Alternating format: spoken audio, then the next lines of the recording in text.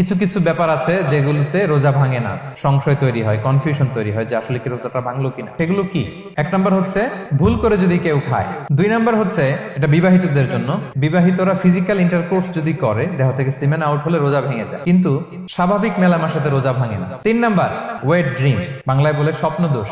ঘুমের মধ্যে এমন কিছু দেখলেন ফলে আপনার সিমেন আউট হলো, আপনার রোজা ভাঙবে না, শুধু আপনি ঘুম থেকে উঠে ফরজ গোসলটা করে নিলেই হলো। চার নাম্বার হচ্ছে ব্লাড টেস্ট, ব্লাড টেস্ট করলে রোজা ভাঙে না। পাঁচ নাম্বার হচ্ছে অনিচ্ছাকৃত বমি। ছয় নাম্বারে নোজ ব্লিডিং, নাক দিয়ে রক্ত ঝরলে মানুষের রোজা ভাঙে না, আনলেস যদি অনেক বেশি অ্যামাউন্টের হয়, আপনি ক্লান্ত হয়ে পড়েন, তখন তো আপনি রোজা ভাঙতে পারেন। সাত নাম্বার রোজা রেখে দাঁত ফেলতে পারবো কিনা, দাঁত ফেললে যে রক্ত বেরোয় এতে রোজা ভাঙে না। আট নাম্বারটা হচ্ছে ইনজেকশন, রোজা রেখে ইনজেকশন দেওয়া যাবে কিনা। কিছু কিছু ইনজেকশন দেওয়া যাবে, কিছু কিছু দেওয়া যাবে না। কোনগুলো দেওয়া যাবে না?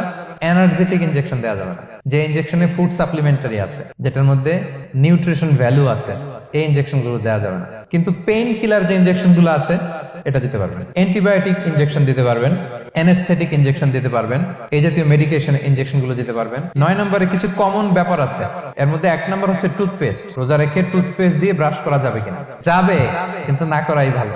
আই ড্রপ দেওয়া যাবে। এরপরে ডায়াবেটিক পেশেন্ট যারা আছে তারা ইনসুলিন দিতে পারবেন, এত রোজা ভাঙে।